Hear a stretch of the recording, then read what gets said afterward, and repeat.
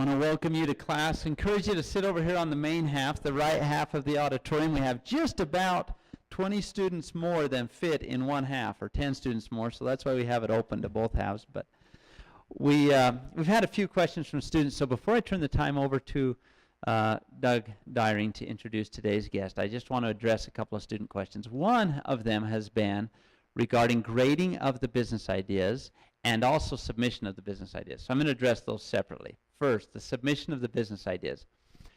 If you are enrolled for 1 credit, you will still see the opportunity to submit a weekly business idea. However, you are not required to do that.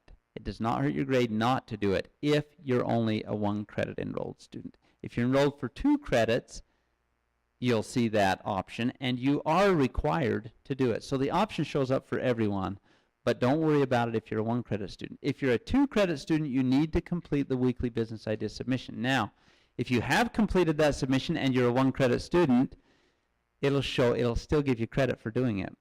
But you won't get credit actually when your grade comes. It's just extra work that you've done. It's not extra credit. It's not a required item. So that can become confusing. So if you're in for 1 credit and you have a business idea and you want to submit it, that's fine with me. You can do it just for fun, but it doesn't end up helping your grade in any way. So just so that you know, what it does do is confuse you when you look at your grade. The second item, if you're wondering about when are those graded, business idea submissions are typically graded within 2 weeks after the due date of that week's business idea write-up. So you'll look in there in Canvas and you'll see a grade and you'll say, wow, I wonder if that's really my grade. It isn't really a grade for a couple of reasons. One, because the denominator in the calculation of the grade is different for the 2 credit students from the 1 credit students, but Canvas doesn't reflect that. 2, Canvas just knows the total points possible during the semester and not the total points possible at this point in the semester. So you have to basically manually figure your grade out yourself, just a little bit of addition and division if you want to do that mid-semester. So to make that easier, I will send out an email showing grades midway through so that you all will know where you stand at any point. And you're always welcome to stop in and see me just to visit about it if you're interested. Without any further ado and without taking any more time from our speaker, I'd like to turn the microphone over to Mr. Doug Dyring of our Business Division, who will introduce today's guest. Alan Martin completed a bachelor's degree from Weber State University in technical sales. Some of you in the business careers class may recall that Val Kessler was down here talking to you about opportunities in the technical sales program, and Alan's a graduate of that particular program. And with only 2 classes left to complete his master's degree, he left higher education to run campusbooksrental.com. Alan had a career as a contracting specialist for the U.S. Air Force, where he gained valuable training and experience. Campusbookrentals.com is Alan's passion. Rising from a simple idea he had as a college student at Weber State University in August of 2007 to serving customers on more than 5,500 college campuses has been an incredible and an exciting challenge. Inc. magazine ranks campusbooksrental.com number 17 on its list of 5,000 entrepreneurial companies. Campusbookrentals.com is recognized as the fastest growing company under 5 years old in Utah. Forbes magazine lists campusbookrentals.com number 31 on its list of America's most promising companies in 2011. Alan's professional goal is to continue to create and develop businesses that add value to the world, to develop valuable relationships in the process, and to stay healthy, active, and alive long enough to enjoy it. Let's give a hearty welcome to Alan Martin. Cool. Thank you. Okay, camera guy, you can hear me okay? I guess you guys can hear me okay? Well, it is good to be here. Glad to be chatting with you guys. I hope this is worth your while. It sounds like you're here regardless, and so let's make the best of it here. I appreciate the introduction. That went over kind of a lot of, I mean, I was literally in your guys' seat 5 years ago. I had completed my undergrad, but I was in my master's degree and literally just going to school. That was my life. That's what I was doing. Had a decent job and working for the Air Force as a civilian, and I loved what I did there. I was just in an internship there, but it was going really well. And anyway, a lot has happened since then, and I'm going to cover some of those details. I'm horrible at details. It's really easy for me to just say, hey, we started. Most time when people are at dinner or whatever, and they ask me, man, so what's the scoop with Campus Book Rentals? How'd this happen? I'm like, oh man, I got this crazy idea as a college student, and then well, here we are. Like we did good, I guess. I don't know. Like it just kind of went crazy on us. It was insane. It was awesome or whatever. And I'm done. I'm like done with my story completely. Like let's talk about the pizza or anything else. And so my wife's like, you know what? You better write down some details because the stuff that you don't find interesting anymore because you lived it and it happened 5 years ago through now. It's not the same to you. You got to kind of write down some details. So I'm using a little bit of Cliff's Notes and some cheater pad here to kind of go over some of this stuff. So if I am going to save some time for questions at the end, if something is just beating you up inside and you have to ask, please raise your hand. I'm happy to kind of answer midstream. But we'll definitely dive into questions at the end. I hope you pummel me at the end. I think that a lot of value is kind of extracted in answering questions, kind of in a Q&A little jam session. So anyway, I was going to school, so I couldn't stand the cost of textbooks. I'm sure some of you guys can relate to that. I would do anything possible to just spend as little as possible on books. I would mostly buy them online, or I'd buy them in a student exchange. I'd buy them off of somebody, and then at the end of the semester or the start of the next semester, I would just go sell them online. So I dealt as little as possible with the college bookstore, just because I needed to get a little bit better deal. I didn't have scholarships. I didn't have anything special and fancy that made school easy for me. Like a lot of you, I was working, going to school, and paying for it all. After I had graduated from undergrad, I was in my master's degree. I was buying another book online, typical kind of MO for the class that was starting, and I just said, you know what? I just recognized a pattern. Like, this is crazy. For basically 5 years now, kind of combined, I've been buying and selling books at basically break even. I technically haven't really spent money on textbooks. If I add it all up, I've basically bought them online. I've sold them online. Pretty much broke even for 5 years now. Why on earth couldn't I, in the middle of the buy-sell process, just rent the book in the middle? Just rent it out to somebody, get it back, and then sell it at the end. And if I break even on both ends of that, the rental fee should be profit.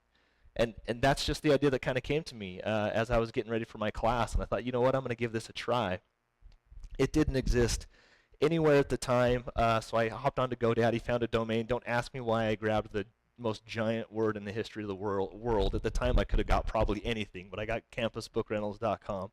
And I set up a website overnight at GoDaddy and just put out the word, hey, I'm renting textbooks. So I had some friends that were still in school at Weber State. I said, hey, let's chat with the clubs, whatever, let people know that I'm renting textbooks. And so I set up the website. Literally, you couldn't do anything. It pretty much just said, hey, this is campusbookrentals.com. We're renting textbooks to students. We can save you a ton of money. Just let me know what books you want. And so people would ask, hey, what books do you have? And I have every book. Any book that you need, I have it. I didn't have any books. I didn't have one book. But I knew for sure that I could go get it, right? If someone said, hey, I need whatever, mastering biology for this class, I knew that I could go get the book. As long as they wanted it, I would take the risk. And so people started sending in requests, hey, can you get this book and this book and this book? And I would go through a whole process of deciding how much I should rent it for so that I could sell it at the end and still make a profit. And it was pretty laborious and took a lot of time. But it worked, and so I was helping offset kind of the cash situation. So the student would pay me $40 or whatever. I'd go buy it for $70 and ship it to him. So it was helping offset the cash situation. Not that I didn't have to come up with $35 every single time that happened, but it made it a little bit more doable. But it came pretty clear in the fall of 2007 that this crazy process of doing these one-off orders was going to destroy my life. So I said, you know, let's build a website. And so by this time, I'm gathering a few friends around me as well that had some interest in the business, and we decided to build a website. December 2007, we launched what is campusbookrentals.com today, like the site where you can go in and interact with and see the pictures of the books and get pricing and all that kind of stuff. And it's been iterated a million times since then, but that's kind of when it really hit the national scene. And we were pretty excited about it. In January 2008, we got a little bit of press. The Channel 4 News called, hey, this is Erica Edberg. I heard you're renting textbooks. It's unique. It's interesting. We want to come talk to you or whatever. And I said, well, that's great. She goes, we'll just come to your office and do an interview. And I'm like, awesome. That's my house, I guess. Just come to my house. I don't know where else to have you come. And but one of my friends said, you know what? There's these incubator spots. I don't know if you guys have some kind of in this area, but up in Kaysville and in Ogden, some I think in Provo or Orem, there's these businesses that basically incubate startups, and they let them come in. You can rent office space for crazy cheap prices, and they're pretty. And so, like, let's just squat there. Let's just hop there for just the day, you know, and they can just have the news come there. So I called her back and said, hey, change the venue. Actually, yeah, come to the office. That's cool. Come to the incubator. And so we did the whole interview there, and we started taking some orders, right? So most of the business was kind of contained in Utah. Did a little bit of stuff outside of Utah, but we did about, I don't know, $14,000 or $15,000 in sales, which at the time felt really good. In the interview, I had said, it's funny, I went back and watched the interview probably 2 years ago, and I said a comment that was like, you know, someday tens of thousands of students will be renting textbooks, you know, which is really super funny if you think about the vision. I should have said millions, you know, but it shows kind of where my vision was at the time. The idea was so fresh and so new, and most people thought we were fishy because it just wasn't happening back then. And but my vision was certainly limited when I go back and kind of see what I said on TV back then. But nonetheless, that kind of gave me the gumption to think, you know, this thing actually is going somewhere. And so my friends that were now in the business as well said, look, if you want to quit your job, you know, we'll pay your house payment for like 6 months, basically. We'll pay your bills. And it didn't take me long to decide that. I thought I could probably get my job back. Chances were fair to good that I could get my job back if I quit. And so I made the decision. So my wife was pregnant at the time. We already had one kid, one more on the way. And I dropped out of the master's program with 2 classes left and said, you know what, I can probably come back to this later if it turns out that this doesn't work. And I just bounced on the whole situation and just focused full-time on campus book rentals from February 2008 on. And that month, February, we only did $200 in net sales. So I'm like, crap. I usually make this like every day, you know, let alone like health insurance and all these things too, the benefits that I get with work, and none of that, you know, comes with being an entrepreneur, especially when you're starting out. But nonetheless, it afforded me the time to really focus in and start to try to run the business. We during kind of that whole time frame, it was like guerrilla warfare at its finest. We were on every campus, jamming flyers into dorms, on cars, anywhere we possibly could. I think every university cop from Logan to Provo and every litter cop as well to say, come clean your crap up. Like, you're in the dorms again. You don't have the rights to be in the dorms, whatever. But we were just doing everything possible to go on the cheap and to get the word out about campus book rentals. We knew it was a legitimate way for students to save money on textbooks, and people would do it if they only knew, you know. And so we didn't have the money, and so it was very much guerrilla warfare at the time.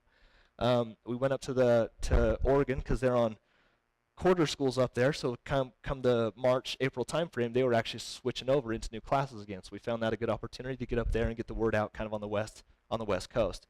And as we were in that process, we came up with an idea as we were talking with the students. We said, you know what, we need to take campus book rentals into the bookstore. Like, if we think about the universe of how this whole thing comes together, you got students need books, bookstores have books. The only problem is the bookstore's a ripoff. That's the only problem. I mean, students don't spend money there because it's expensive. That's why they go online. But then it sucks to go online. You wait a week for your book to come. Sometimes it's wrong. You're buying from a random student across the country. You hope they fulfill the order. The bookstore technically has it right. They're just charging too much. And we need to partner with bookstores. And so that came to us in the spring of 2008 when we were completely in our infancy. We knew we were too small. At that point, bookstores were witch hunting us off, if anything. And there was a lot of kind of bad blood whenever we kind of came close to a bookstore. But that was the goal. We knew that's where we needed to get. And that was an important thing that happened kind of as we were doing kind of a West Coast tour. At the time, so I had quit my job, and we were plugging along and doing some sales and feeling okay about ourselves. But I thought, you know what, if somebody that actually knew the book world, that knew the book business inside and out, could come run this thing, could come be CEO, that would be awesome. I think that would be probably pretty good for the business. And so we reached out, we got introduced to somebody who had just exited a business that he co-founded that was a book business. They did really well, grew like crazy, nice business. He had just left and was kind of available. Talked with him for a while. We offered him the CEO position and 25% of the company to come at that time, and he ultimately said no. So we were so that's fine. We're just going to keep cranking away. Got introduced to another executive that was involved with one of the biggest wholesalers in the country. wanted him to come over and take a very much lead role, potentially CEO role if things turned out that way, and he said no. So we're getting basically rejected by people that, and we were young but optimistic, but I think the market was just so fresh that it was hard for people to wrap their minds around the fact that, was this a fad or was this real? You know, are the economics going to pan out on this or are they not? It was just, everything was up in the air. Technically, we had not even gotten books back from the first major rental cycle. They were still out in students' hands, so some people believed that students were actually just not going to give the books back to us and we were going to go out of business. And so all this was going on. So anyway, let me skip over to a note here. So we did what we kind of had to do. We buckled down and dug in and just kept building the business as best we knew how. But we needed money. Again, those little $30 a pop things were adding up because more and more students were coming to the website. So we did something that kind of hinges on trickery, pretty much resourcefulness, I think. We basically got together a bunch of credit card applications and submitted them at the same time so that we could get as many credit cards back with our good credit as possible. So we did that. I had about 15 credit cards. Others in the company had a couple. So we raised $250,000 on credit cards that way in about 2008. So that was really kind of who was the angel investor for Campus Book Rentals, was a whole bunch of credit cards. So from that time, for the next couple of years, I literally don't think I could have bought a hot dog on a credit card. Like, my credit was destroyed. But it did get us the financing we need to kind of fund us through that 2008 timeframe when we really needed money. The business had moved from kitchen table office to the little Kaysville incubator, which was like a 10 by 10 space. They're really cheap and small. Back to my basement, then into the garage because it had like taller ceilings and we could rack books up as high as we could. And we just didn't have money, so we had to do everything as cheap as we possibly could. Again, tried to give half the business away to someone in the book world, a different person who seemed pretty awesome, had a lot of books, had a lot of knowledge. They turned us down, so we're consistently getting turned down. Trying to put this in the hands of someone that I thought could do a better job, because why not? Someone that knows the book world could probably just do a better job than me. So kept attempting at that and failing. But something very interesting happened in the fall of 2008. So around September 8th, 9th, something like that, the economy just started to implode, right? Just destroyed. Nothing that we had ever seen in our lifetimes. We just happened to have been building a business over the last year that would be perfectly counter-cyclical to an imploding economy. People that want to go back to school, people that are interested in saving money while going back to school because they have less of it. And all of a sudden we were more interesting than we were even in July 2008, come October, November 2008. Holy cow, these guys have built something that actually at least moves the needle a little bit in solving the problem for people being able to go back to school and get an education. We just happen to be sitting in that seat. So not that we weren't still broke, we definitely were, but we were, there was definitely hope that this thing was really going to go somewhere. And all the time, we're very optimistic that it was pan out. But you look at the numbers versus optimism, and they're in different places. I guarantee they're in super different places. But family and friends kind of helped buoy us up, got us funds. We had books that were locked in post offices, unable to get them out, essentially, because with the post office, they don't really have lines of credit or nothing. Like, you pay the money and they'll give you the books. So we had students that literally had returned books to the post office, and we kind of couldn't even get them. You know what I mean? But we had family and friends that were able to hop in, help us out, get us through those really extremely tight days to get the books out and to run the books through the rental cycle again and start making some money.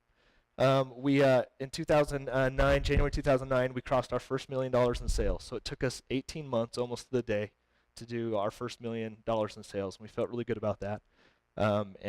We decided it was time to move the business out of my garage and pop it into a little warehouse. And we were about to pop in the garage anyway. So we did. So we popped out and moved. And we got into the next August rush. So our business, as you can imagine, August and January are just these crazy feats of insanity. And the rest of the year is more manageable, right? Not that we're not busy doing a lot of things, but it's not the same as like the August rush. Well, we get to August rush in 2009, and operating out of our warehouse, we had, because funding was such an issue for us because of the cash backwards nature of our business, it was really important that when you rented a book at Campus Book Rentals, you paid with your credit card, that we got that money as fast as possible. Because our goal was to ship the book that day, to buy and have the book out that day. But if we don't even have your $40 at that time, well, then we're coming up with the whole $70 for a couple of days until your money technically hits us from your credit card transaction. So the company we were with, they were dispersing funds to us in about 2 days, and we found a new company in July that would disperse funds in 1 day. So we're like, great idea. We'll get the cash 1 day sooner. That's going to be better. It's going to help cash flow. Let's do it. So we signed up. We swapped things over. August comes, and so we go from doing maybe $1,000 a day or something in July to doing maybe $50,000 a day or something in August. And so things were just way bigger because that's just the nature of the business. So we started looking at the account, and after a couple days, we're like, what's happening? So we're in the biggest days of our history by far, but the biggest days of August too, which are the biggest days of the year where we do all of our business. And money is just not coming into the account. We're like, this is super, super weird. So we got on the phone with the processor, and they said, oh, no, people are paying with their credit card, but we're holding it all. And we said, well, why are you holding it all? And we said, well, you guys went from doing like 1,000 a day to like 50,000 a day, and this looks fraudulent. This doesn't look like it's legitimate. We don't really know, what's going on. Businesses typically don't take this type of path. And I said, well, this is ridiculous. It's legitimate business. It's a back-to-school season. You've held our money, and they had at that point $330,000. And so for the size of business that we were in, this was like really, really bad. And to make matters worse, we were selling a lot of books on Amazon. So the way that our model works is we rent books until they get towards the end of their life, and then we sell them. And if we needed cash, we just sold them to bring cash into the business. And so we started selling a ton of books on Amazon too, and Amazon, same type of flag hit them. We had sold over $80,000 worth of books on Amazon in a short period of time, and they held all the funds too. They said, well, we just don't know that you're actually shipping this many books because you never have. So we don't really know that our customers are getting this many books. And so, no, we're holding your funds until we can sort this out. So we're stuck with basically $410,000 that was supposed to be in our account. It wasn't in our account. And like disastrous kind of times for the company. We went out to everyone we possibly could to get any amounts of money to help kind of bridge this gap between that point in time and when we could talk these people into releasing funds and getting it back to us. And it did take some time to sort that out, but we had to slow the business down in the meantime, pull the cranks back, take a ton of books that were available on the website, make them not available, or jack the prices up on them so high that people would have to be not in their right mind to rent, just make it so it just wasn't as compelling. And we just had to do all these evasive maneuvers. And eventually that did free up. We definitely learned a valuable lesson, though, is like when you're partnering with people that can control your destiny, you better know those people really, really well, and you better hope that they know you really well too. I would hope, looking back, that I would have had a relationship today. So you know what, Alan Martin is not a bad guy. The business is legitimate. We're not going to hold $300,000 on this guy because he's legit. And so we learned a really valuable lesson. Eventually got that freed back up. We partnered with many other processors that were not that one. We kicked that one out. And there was basically no single person that could control our destiny from that point on. But it's just a little bit of the kind of bumps in the road that happen when you grow faster than what people think you should, I guess. So moving on. So another kind of big event happened in 2009. Had to basically let go one of my closest friends, someone that started in the business just weeks after I founded it, the very earliest guy in, very close friend, great guy, and we're still close. But it became clear that it wasn't right for him to kind of stay in the business. The legs that took us to a couple million in sales needed to be different to take us to 100, and it just became very apparent. So it was a really kind of big dose of reality to me that hiring the right talent is key to success, and not doing so it can result in a lot of heartache, but also you just have to make some decisions for the good of the business as well. It was an incredibly painful decision, but the right decision, but one that definitely affected how I began to look and hire talent from that moment on. So 2009, we had about 10 times growth over 2008. So it was a really good year despite all the setbacks and all the craziness that happened. If you were just an outsider looking in, you would still. That was quite a success. That was a pretty big deal for us. We felt that it was also good, but not that we didn't have an insane amount of bumps and bruises. The fall of 2009, we actually landed our first bookstore contract, where we had, the year and a half previous up in Oregon, said, look, we want to work with bookstores, we want to align ourselves with bookstores, this is where the big win's going to be. We finally had put the technology together and had the reputation as well to actually approach a bookstore and say, hey, this is what we want to do. We want to put technology inside your bookstore. It's completely private labeled. You're going to look like you turned on rentals in your bookstore. We'll make all the books on your shelves that can be available for rent, so students can walk in, grab a book off the shelf, check out, and leave with a rented book in hand. There's no delivery back or forth. They're going to come drop it back off at the store when they're done. All of this is done under your name, your brand, but we will provide all the technology and the financing to pull this off. And they said yes. So first one in 2009. So we had kind of done what we set out to do early. 2010 came around, and one of the biggest wholesalers in the nation had caught wind of our program. It took them a while to figure out it was us because we had private labeled the whole thing. They found out it was us and said, okay, this is super interesting. We want to partner with you guys, and we want to take this to a whole bunch of schools. We like the way that it works and everything. So we got several months working with this giant wholesaler, working through contract negotiations right down to the very, very final end of contract negotiations to partner with those guys, and they just drop kicked us out and said, you know what? We're building this on our own. Good luck. See ya. And so the whole time that we could have been selling our product and landing more relationships, we were tied up in this negotiation with these wholesalers that looked to be the good guy, and they turned out to really not be. So another big lesson there, I guess, way funner to just beat up your competition than potentially partner and get kicked in the butt. Definitely. Those guys eventually went bankrupt. They were able to kind of pull someone out of bankruptcy, and they're still around today. And we still appreciate the people there. They're good people, whatever. But I tell you what, anytime you put too much of your business's destiny in someone else's hands, they're not as likely to take as good care of it as you were. So we had learned this several times by this point. But it was a big setback for 2010. That was a big part of our strategy, and it was a big setback. We decided to finally raise money in 2010, so about 3 years into the business, to bring in equity dollars and kind of sell off some shares of the company to bring in growth capital. So no liquidity for owners or anything like that, just to bring in some growth capital to help the business grow. And we were in 3 days before it was set to close our round of financing.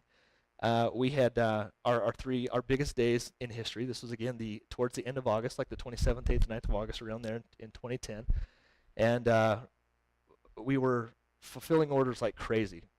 Lots of orders, biggest days ever, cranking through a ton of orders. And our supplier at the time, we realized that they weren't actually shipping the books, but they said they were. So we're getting confirmations that the books are shipping. So we have like 8,000 customers out there over this 3-day time span that we had told them, thumbs up, your book's on the way, here's a tracking number, everything's good, it's awesome. And that whole time, the supplier actually was not shipping our books at all. And they had made a strategic decision to stop doing business with us. And so I don't know if we were encroaching kind of on their customer base. We were actually starting to grow to a point where we were gobbling up a lot of customers, delivering a lot of product, and doing it all under our brand. And talk about a pretty massive setback. This was literally on the eve of closing millions of dollars of equity for the company to ensure its growth for the future. More customers than ever sitting at our doorstep in any single point in time. And we basically were faced with this situation where we had to potentially go tell them, we totally screwed up, because it's not, can't blame it on anyone else, it's us. We got in bed with a supplier that we thought was legitimate and it would work out for us, and it turned out not to be the case. We, over the next 72 hours from the time that we found out that this happened, that's the most we've done a lot of all-nighters in the business. It happens all the time. You always got to make decisions on very limited mental capacity because you're super, super tired, but this was the first time I'd stayed awake for like 3 days straight, and other people in the team as well. We finally found somebody that could hop in and fulfill about 5,000 of those orders that needed to be fulfilled, which is a huge sense of relief for us. But we did. We had to go back out to the other set of customers and just say, hey, we screwed up at the end of the day. Super, super sorry. Here's a big coupon code. This is exactly what happens. It's no one's fault but ours.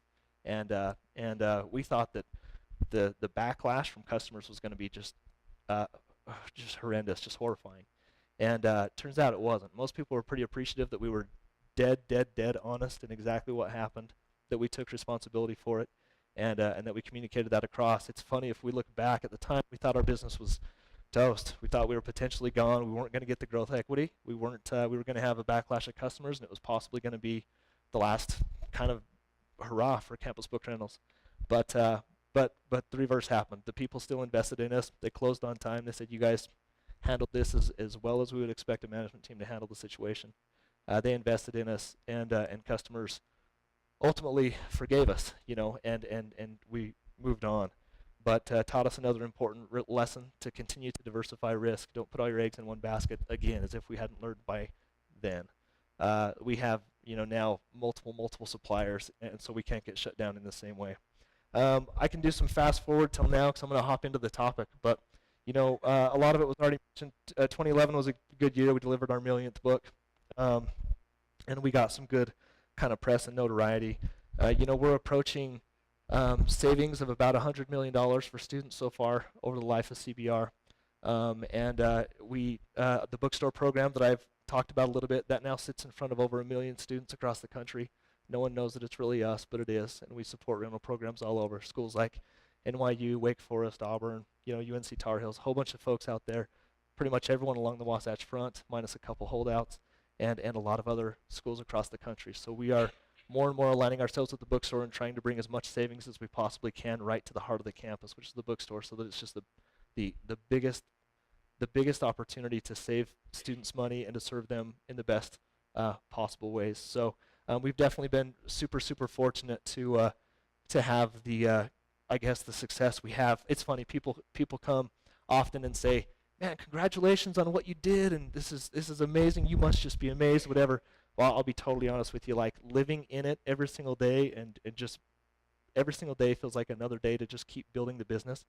The story is far from over. I don't know at what point you look back and say it's a done deal. I'm not sure when it happens, but it doesn't feel like we're there yet, although we've reached a lot of important milestones, and it's been a lot of learning and been a lot of fun.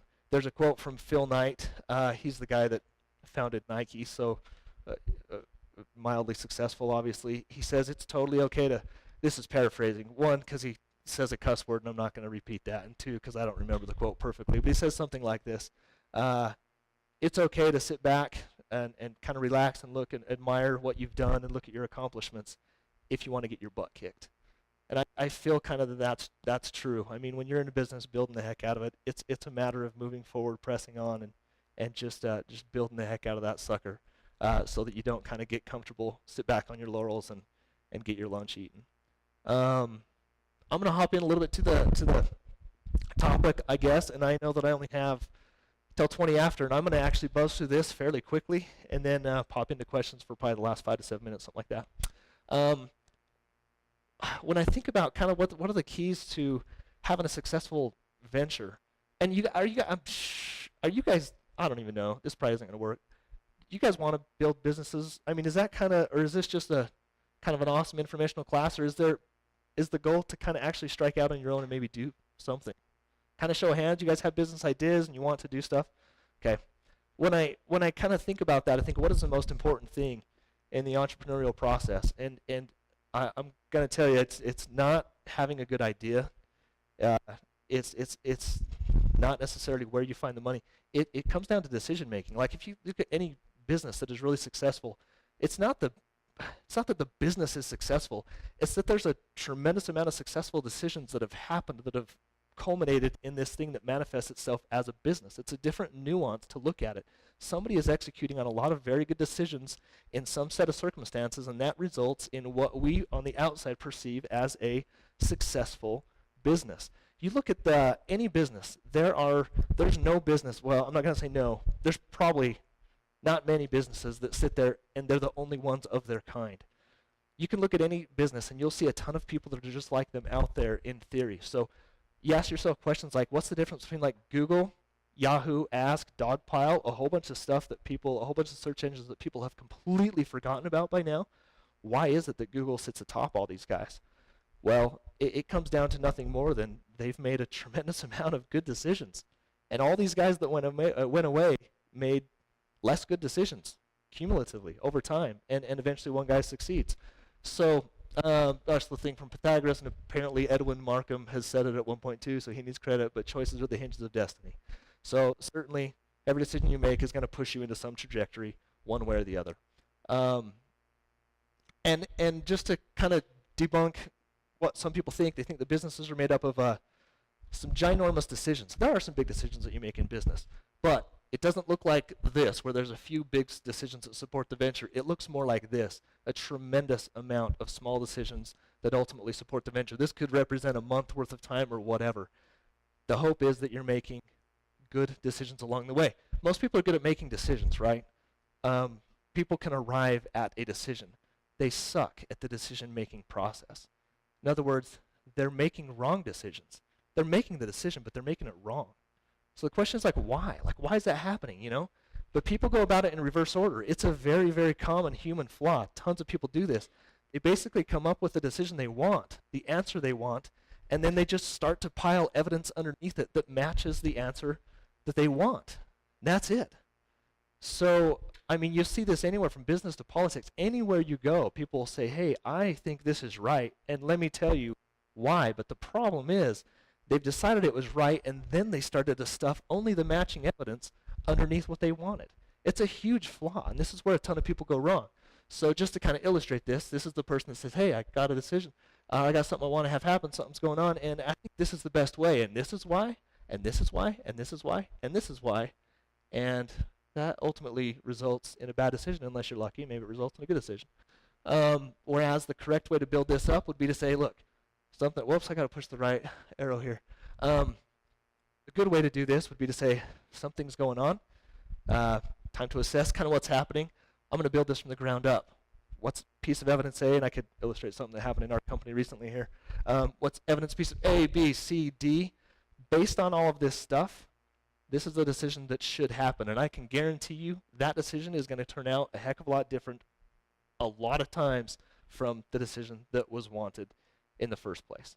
Time's pretty tight. I'm not going to get into the example that happened very recently this year in our business where we collectively as a group, minus one guy, had basically come up with the decision that we wanted, and we had tons of evidence to support it. We allowed him to be heard. We made a decision based more on what's on your right-hand side here, and I tell you what, it was the right decision. We would have put ourselves over-promising and under-delivering in so many different ways if we had not looked at the evidence, assessed it a little bit better, and built it the right way. So just to illustrate, so it wouldn't be so bad if we were very, very good at distilling information and making, if our brains worked better. I don't even know how to put this. People make bad decisions because they just aren't great thinkers. Now let's go through a little cognitive test. The Kellogg School of Management reached out to me after we hit the Inc. 500, one of the professors there, and he says, hey, I'm interviewing the top 100 CEOs on the Inc. 500, 5000. I want you to take a personality test, and I want to just kind of see how it compares to the rest of the world, and then I want you to take a cognitive test, and I want to see how that compares. And he gave me kind of average stats from MIT, from other colleges that are not MIT combined, and from other CEOs across the U.S. So let's just, I'm going to start, this is going to feel like an eternity if I give you 30 seconds. Bam, I'm going to give you just a few.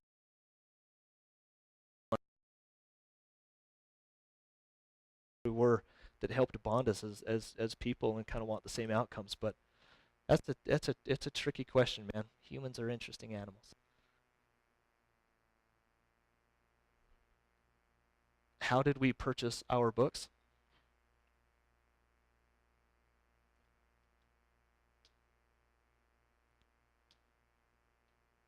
It's a good question. So she's asking how we got our books. Basically, were we bulk buying, wholesale? Were we buying them kind of one-off individually?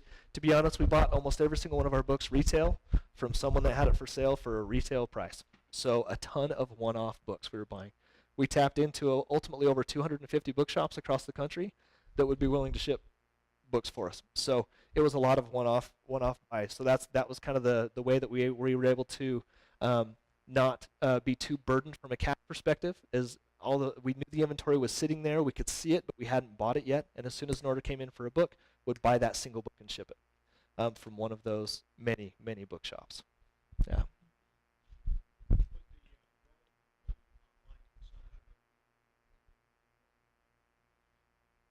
Mhm.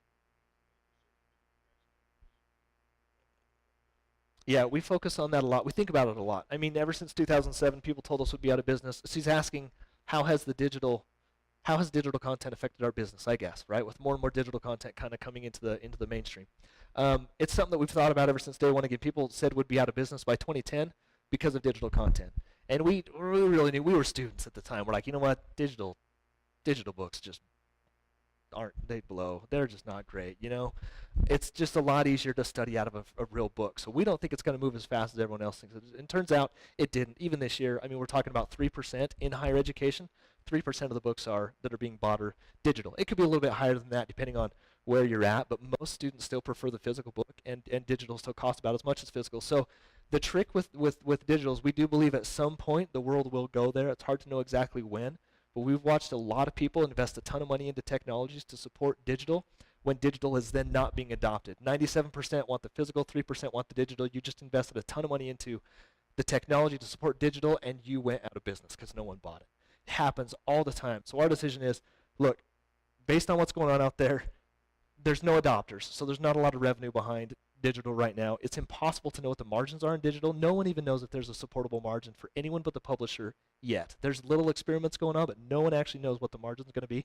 We're going to build our business and infiltrate in a way so that we own the customer, we own the endpoints where people buy from, and as soon as digital makes sense, we turn the key, flip the switch, and digital is sitting there, but we own the endpoints. But we have to think about this stuff literally all the time.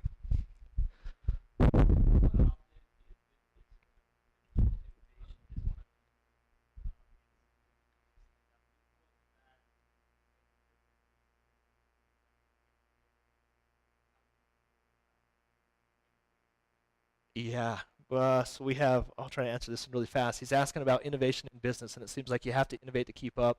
If you don't innovate, you're going to get left behind. How do we innovate? We are constantly innovating. I mean, so we actually are you know, from the online rental to where we pulled that into a bookstore rental to now we're experimenting with things where we have very interesting scenarios where the way that we buy back books from students, the way that we've kind of changed our rental periods to be totally flexible. Like we're always doing things to just make our offering a little bit better and keep out in front. And we watch a ton of people sit there and copy us in the background. Happens all the time. But we're constantly pulling out new strategy and innovating. If we hadn't changed from kind of the way that we did business on day one, would be in massive trouble already. I mean, it's constantly happening. Yeah. Cool. I think that probably takes us to the very, very end. So thanks, everybody. We'd like to thank you. Give him a big round of applause.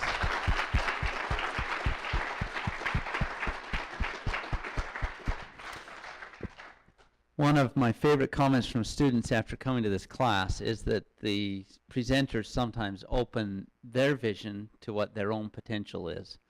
And sometimes when you're closer to something, it's easier to see it. And you're really close to where Alan was when he started his business. Right now, you are really close to where he was, and that wasn't that long ago. I hope it opens up some insight and helps you to see the potential that you have as you apply yourselves. So thank you again for coming, and we'll see you all next week.